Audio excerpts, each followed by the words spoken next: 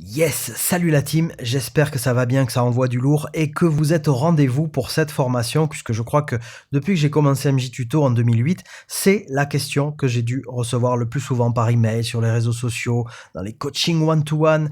Eh bien, comment je fais quand je sors mon master, ma prod et je me play derrière Nicki Minaj, derrière, je sais pas moi, Post Malone, David Guetta et je ne suis pas à leur niveau en termes de puissance sonore, en termes de loudness. Je ne comprends pas comment ça se fait, MJ. Qu'est-ce que je peux faire? Est-ce que tu me conseilles d'aller faire mon mastering dans tel ou tel studio?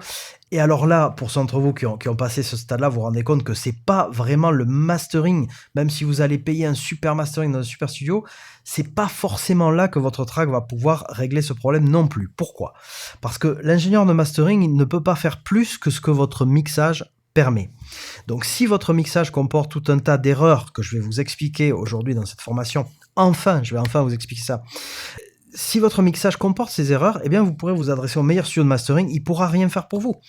Alors peut-être il fera un petit peu mieux que vous avec les plugins parce qu'eux ils ont du gros matos, ils ont du lourd dans le studio, ils passent dans des composants analogues, etc.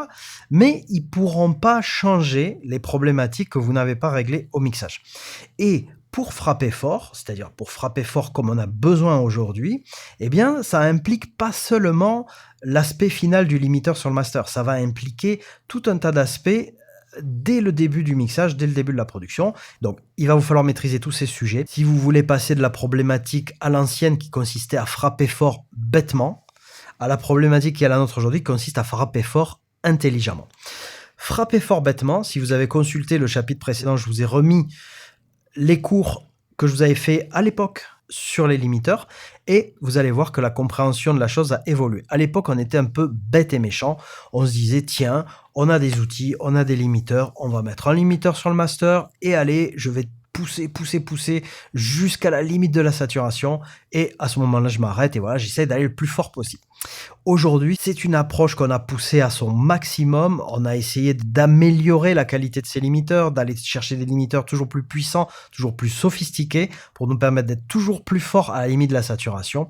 Mais aujourd'hui, c'est une méthode qui ne suffit plus et qui s'est vue éradiquée du jour où les plateformes de streaming, Spotify, Apple, YouTube, etc., ont décidé que la guerre du loudness était finie d'une certaine manière et que lorsque les artistes allaient envoyer leur prod, eh bien tout le monde allait être remis par un algorithme, une intelligence artificielle qui va analyser le loudness de chaque prod et tout le monde va recevoir une pénalité afin que tout le monde se retrouve sur ces plateformes streamées au même volume, au même loudness.